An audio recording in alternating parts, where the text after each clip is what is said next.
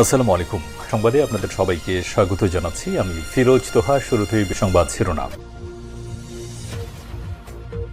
বাংলাদেশের সর্বশেষ গুরুত্বপূর্ণ আপডেট সংবাদে আপনাকে স্বাগত। শুরুতেই সংবাদ শিরোনাম, পরে বিস্তারিত। প্রথমে জানাবো, ডাকসু নির্বাচন হবে, চেম্বার আদালতে হাইকোর্টের আদেশ স্থগিত। ঢাকা বিশ্ববিদ্যালয় কেন্দ্রীয় ছাত্র সংসদ ডাকসু নির্বাচন স্থগিত করে হাইকোর্টের দেয়া আদেশ স্থগিত করেছে ঢাকার চেম্বার আদালত। এ বিষয়ে বিকেলে আবেদন গ্রহণ করে চেম্বার আদালতের বিচারক এ আদেশ দেন। বিষয়টি নিশ্চিত করেছেন ঢাকা বিশ্ববিদ্যালয়ের আইনজীবী শিশির মনির। তিনি বলেন, লিখিত আবেদন গ্রহণ করে চেম্বার জজ হাইকোর্ট ডিভিশনের আদেশকে সিএমপির ফাইল এবং শুনানির আগ পর্যন্ত স্থগিতের আদেশ দিয়েছেন। অর্থাৎ এই মুহূর্তে ঢাকা বিশ্ববিদ্যালয়ের কেন্দ্রীয় ছাত্র সংসদ বা ডাকসু নির্বাচন পরিচালনার ক্ষেত্রে কোনো বাধা রইল না। এরপর জানাবো, পূর্ণ প্রস্তুতি নিয়ে রাখব, নির্বাচন না করার বেলেম যেন আমাদের না দেয়া হয় বললেন সিসি। প্রধান নির্বাচন কমিশনার সিসি এম নাসিরুদ্দিন বলেছেন, সংসদ নির্বাচন আয়োজনের জন্য আমরা সম্পূর্ণ প্রস্তুতি নিয়ে রাখব বলে মার্কিন ভারপ্রাপ্ত রাষ্ট্রদূতকে জানিয়েছি। নির্বাচন ইস্যুতে যেন আমাদের কোনো বেলেম না দেয়া হয় জন্য পূর্ণ প্রস্তুতি নিয়ে রাখছি। এদিকে প্রধান উপদেষ্টাকে গুজবে কান না দেওয়ার আহ্বান সেনাবাহিনী প্রধানের। প্রধান উপদেষ্টা অধ্যাপক ড মোহাম্মদ ইউনূসকে চারপাশে ছড়িয়ে পড়া গুজবে কান না দেওয়ার আহ্বান জানিয়েছেন সেনাবাহিনী প্রধান জেনারেল ওয়াকারুজ্জামান। আজ প্রধান উপদেষ্টার সঙ্গে সাক্ষাৎকালে আহ্বান জানান সেনাবাহিনী প্রধান। প্রধান উপদেষ্টার অফিসিয়াল ফেসবুক পেজে দেয়া পোস্টে সব বিষয় জানানো হয়েছে। এবারে জানাবো, সহকারী কর কমিশনার জান্নাতুল ফেরদৌস মিতু বরখাস্ত। ৩৮ লক্ষ টাকা ঘুষ নিয়ে করনথি সরবরাহের অভিযোগে সহকারী কর কমিশনার জান্নাতুল ফেরদৌস মিতুকে সাময়িক বরখাস্ত করেছে জাতীয় রাজস্ব বোর্ড এনবিআর। এবং সর্বশেষ জানাবো, বিসিবি নির্বাচনে দিনক্ষণ ঘোষণা করবে নির্বাচন কমিশন। জাতীয় নির্বাচনের ডামাডোলে কিছুটা আড়ালেই পড়ে গিয়েছিল বাংলাদেশ ক্রিকেট বোর্ড বিসিবি নির্বাচন। কদিন আগে গুঞ্জন উঠেছিল বর্তমান সভাপতি আমিনুল ইসলাম বুলবুলকে স্থায়ীভাবে রেখে দিয়ে নির্বাচনের পরিবর্তে গঠিত হতে পারে অ্যাডহক কমিটি। এমন গুঞ্জন গণমাধ্যমে ছড়িয়ে পড়ার পর ২৪ আগস্ট মিরপুরে প্রতিবাদ জানায় ঢাকার ক্লাবগুলোর সংগঠন ঢাকা ক্রিকেট ক্লাব অ্যাসোসিয়েশন। তবে সব গুঞ্জনকে পাশ কাটিয়ে আগামী অক্টোবরের প্রথম সপ্তাহে অনুষ্ঠিত হতে যাচ্ছে বিসিবির নির্বাচন। প্রিয় দর্শক, এতক্ষণ শুনছিলেন সংবাদ শিরোনাম, এবারে বিস্তারিত। তবে তার আগে বন্ধুরা, অনুরোধ থাকবে এই সংবাদটিতে একটি লাইক দিন। এই চ্যানেলে আপনি নতুন হয়ে থাকলে আমাদের সংবাদটি দেখতে দেখতে চ্যানেলটি সাবস্ক্রাইব করে রাখুন। কমেন্ট করে বন্ধুরা আপনার মূল্যবান মতামত জানিয়ে দিন আপনি বিশ্বের কোন দেশ থেকে বা বাংলাদেশের কোন স্থান থেকে আমাদের সংবাদটি দেখছেন এবং শুনছেন। আর বন্ধুরা, এই সংবাদটি আপনার সোশ্যাল মিডিয়া ফেসবুকে শেয়ার করে বন্ধুদের দেখার সুযোগ করে দিন। এবারে বিস্তারিত। ডাকসু নির্বাচন হবে, চেম্বার আদালতে হাইকোর্টের আদেশ স্থগিত। ঢাকা বিশ্ববিদ্যালয় কেন্দ্রীয় ছাত্র সংসদ ডাকসু নির্বাচন স্থগিত করে হাইকোর্টের দেয়া আদেশ স্থগিত করেছে ঢাকার চেম্বার আদালত। সোমবার ১ সেপ্টেম্বর বিকেলে বিষয়ে আবেদন গ্রহণ করে চেম্বার আদালতের বিচারক এ আদেশ দেন। বিষয়টি নিশ্চিত করে ঢাকা বিশ্ববিদ্যালয়ের আইনজীবী শিশির মনির বলেন, লিখিত আবেদন গ্রহণ করে চেম্বার জজ হাইকোর্টের ডিভিশনের আদেশকে সিএমপি ফাইল এবং শুনানির আগ পর্যন্ত স্থগিতের আদেশ দিয়েছেন। অর্থাৎ এই মুহূর্তে ঢাকা বিশ্ববিদ্যালয় কেন্দ্রীয় ছাত্র সংসদ ডাকসু নির্বাচন পরিচালনার ক্ষেত্রে কোনো বাধা রইল না। তিনি আরো বলেন, মঙ্গলবার ২ সেপ্টেম্বর আমরা সিএমপির দায়ের করব। আশা করি গুরুত্বের বিচারে আগামীকালই এ ব্যাপারে বাকি শুনানি হবে। তবে এই সময়ের মধ্যে হাইকোর্ট ডিভিশনের আদেশের কার্যকারিতা স্থগিত থাকবে। অর্থাৎ ডাকসু নির্বাচন আয়োজন পরিচালনা, ক্যাম্পেইন, ছাত্রদের উৎসাহ এসব বিষয় কোনো স্থগিত আদেশ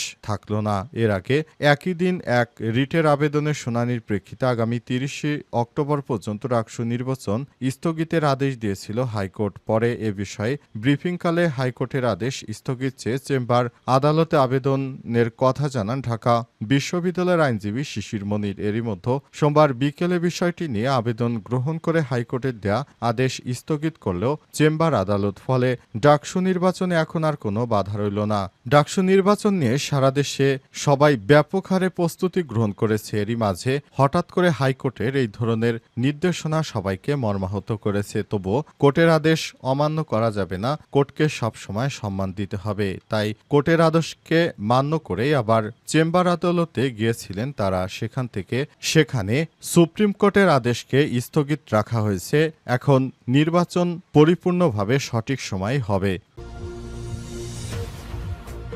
পূর্ণ প্রস্তুতি নিয়ে রাখব, নির্বাচন না করার বেলেম যেন আমাদের না দেয়া হয় বললেন সিসি। প্রধান নির্বাচন কমিশনার সিসি নাসিরুদ্দিন বলেছেন, সংসদ নির্বাচন আয়োজনের জন্য আমরা পূর্ণ প্রস্তুতি নিয়ে রাখব বলে মার্কিন ভারপ্রাপ্ত রাষ্ট্রদূতকে জানিয়েছি। নির্বাচন ইস্যুতে যেন আমাদের কোনো বেলেম না দেয়া হয় জন্য পূর্ণ প্রস্তুতি নিয়ে রাখব। সোমবার 1 সেপ্টেম্বর রাজধানীর আগারগাঁওয়ে নির্বাচনী ভবনে 2:30 তিনি সদস্যের প্রতিনিধি নিয়ে সিসির রুমে প্রবেশ করেন ভারপ্রাপ্ত রাষ্ট্রদূত। তবে নির্বাচন কমিশনের পক্ষ থেকে সিসি ছাড়া অন্য কাউকে বৈঠকে রাখা হয়নি। বৈঠক শেষে সিসি ভারপ্রাপ্ত রাষ্ট্রদূত আলাদা সংবাদ সম্মেলন করেছেন। প্রধান নির্বাচন কমিশনার বলেন, তারা প্রস্তুতি বুঝতে এসেছিলেন। আমি বলেছি এটা একটা বিশেষ পরিস্থিতি, বিশেষ ধরনের সরকার। প্রধান উপদেষ্টা ফেব্রুয়ারির কথা জানিয়েছেন, আমাদের চিঠি দিয়েছিলেন, রমজানের আগে ভোটের কথা বলেছেন, আমরা প্রস্তুতি জোরদার করেছি। তিনি আরো বলেন,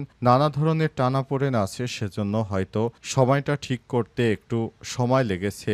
আমরা চেয়েছি আমাদের উপর যেন প্রস্তুতি পর্যাপ্ত নয়, এই ধরনের বেলেম যেন না আসে। আমরা কোনো ধরনের বেলেম নিতে রাজি নই, সেজন্য আগে থেকে প্রস্তুতি নিতে শুরু করি। আমরা সব সময় প্রস্তুতি নিতে শুরু করেছি যেন এবার একটি সুষ্ঠু সুন্দর নির্বাচন দেশবাসীকে উপহার দিতে পারি। প্রধান উপদেষ্টাকে গুজবে কান না দেওয়ার আহ্বান সেনাপ্রধানের। বাংলাদেশ সেনাবাহিনী প্রধান জেনারেল ওয়াকারুজ্জামান বলেছেন, অন্তর্বর্তীকালীন সরকারের প্রধান উপদেষ্টা, আপনি গুজবে কান দেবেন না, কারণ অনেকে গুজব ছড়ানোর চেষ্টা করছে। আশা করছি এবার যথাসময় নির্বাচন হবে এবং দেশে একটি সুষ্ঠু নির্বাচন হবে। সুতরাং সরকার আপনাকে অনুরোধ করব, আপনি এসব গুজবে কান দেবেন না, আপনি যথাসময় নির্বাচনের জন্য প্রস্তুতি নিন। প্রধান উপদেষ্টা অধ্যাপক ডক্টর মোহাম্মদ ইউনূসকে চারপাশে ছড়িয়ে পড়া গুজবে কান না দেওয়ার আহ্বান জানিয়েছেন।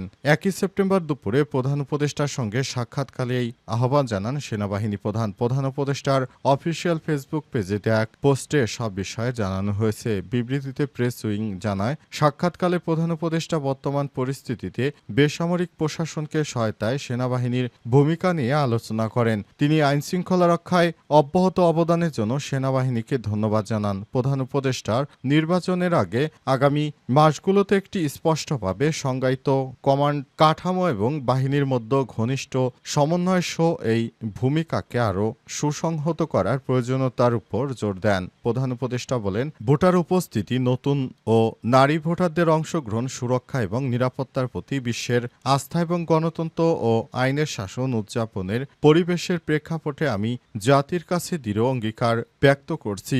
জেনারেল ওয়াকারুজ্জামান প্রধান উপদেষ্টা অন্তর্বর্তীকালীন সরকারের সঙ্গে তার পূর্ণ সহযোগিতার আশ্বাস দিয়েছেন। এবারের নির্বাচনে অন্তর্বর্তীকালীন সরকারকে সব রকমের সহায়তা দেওয়ার প্রতিশ্রুতি দিয়েছেন সেনাবাহিনী প্রধান। সহকারী কর কমিশনার জান্নাতুল ফেরদৌস মিতু বরখাস্ত। ৩৮ লক্ষ টাকা ঘুষ নিয়ে কর নথি সরবরাহের অভিযোগে সহকারী কর কমিশনার জান্নাতুল ফেরদৌস মিতুকে বরখাস্ত করেছে জাতীয় রাজস্ব বোর্ড এনবিআর। আজ এনবিআরের সচিব মোহাম্মদ আব্দুর রহমান খানের সই করা এক প্রজ্ঞাপনে বিষয়টি নিশ্চিত করা হয়েছে। এতে বলা হয়েছে, যেহেতু ঢাকার কর অঞ্চল ৫-এর সহকারী কর কমিশনার মিস জান্নাতুল ফেরদৌস মিতুর বিরুদ্ধে ৩৮ লক্ষ টাকা গ্রহণের বিনিময়ে একই কর অঞ্চলে সালাউদ্দিন আহমেদের মনোনীত প্রতিনিধিকে আয়কর আইনজীবী আয়কর নথির অধিকাংশ পূর্ববর্তী রেকর্ড হস্তান্তরের অভিযোগে তার বিরুদ্ধে বিভাগীয় কার্যধারা গ্রহণের সিদ্ধান্ত নেওয়া হয়েছে। সেহেতু সরকারি কর্মচারী শৃঙ্খলা আপিল ও বিধিমালা ২০১৮ বিধি ১২ অনুযায়ী তাকে জাতীয় রাজস্ব বোর্ডের বিশেষ ভারপ্রাপ্ত কর্মকর্তা হিসেবে নিয়োগপূর্ণ পূর্বক চাকরি থেকে বরখাস্ত করা হলো। তবে সাময়িক বরখাস্ত চলাকালীন সময় তিনি বিধি অনুযায়ী অনুযায়ী খোরপোশ ভাতা প্রাপ্য হবেন। এ আদেশ অবিলম্বে কার্যকর করা হবে বলে জনস্বার্থে জারি করা ওই প্রজ্ঞাপন এ বিষয়টি উল্লেখ করা হয়েছে। এই প্রজ্ঞাপন উল্লেখ্য 38তম বিসিএস এর কর ক্যাডারে যোগদানের আগে জান্নাতুল ফেরদৌস মিতু প্রায় 2 বছরের মতো বাংলাদেশ ব্যাংকের সহকারী পরিচালক পদে কর্মরত ছিলেন। এরপর তিনি কর কমিশনার হিসেবে যোগদান করেন আর বর্তমানে তাকে বরখাস্ত করা হলো।